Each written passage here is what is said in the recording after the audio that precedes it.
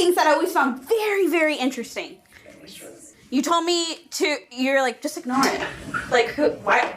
If someone, they don't know what they're talking about. Yeah, exactly, right? And I remember being in class and a teacher would make a comment to a student and they'd be like frozen and be like, okay. And I was like, why are you listening to them? I was like, that's some stupid advice. And they're like, well, like, they're the teacher. I was like, yeah, but they're not teaching college. Like, we're in high school here. Like, you can say no. They're like, you can say no? I was like, you can say no. And they're like, well, and I was like, what would happen?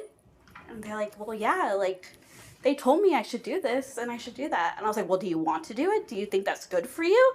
They're like, well, like, and it's this fear of going against someone, again, that is supposed to have all the answers. Yeah. You're the ones who give the grades. You're the ones who determine whether or not I go on to the next grade.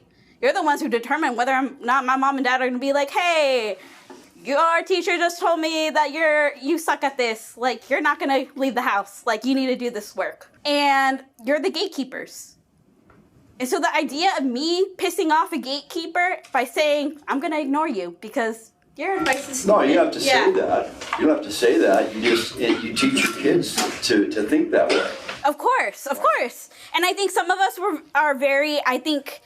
us were given that talk in terms of not having to accept advice from perceived authority figures.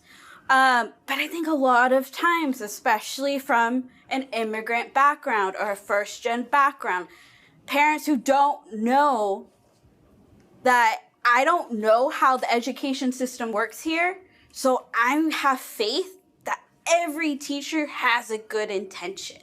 And I'm going to pass that on to my kid because I can't give them the answers. I don't have the answers for that.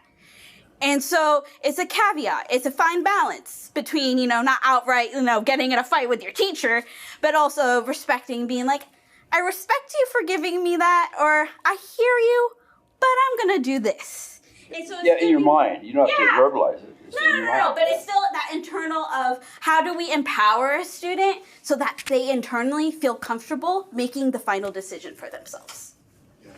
And so that's also going to go into a little bit, how do we uncover students' potential so that they feel comfortable doing that? And they feel okay and they feel safe and they say, okay, I hear you. I feel empowered enough to go make a decision on my own. Yeah.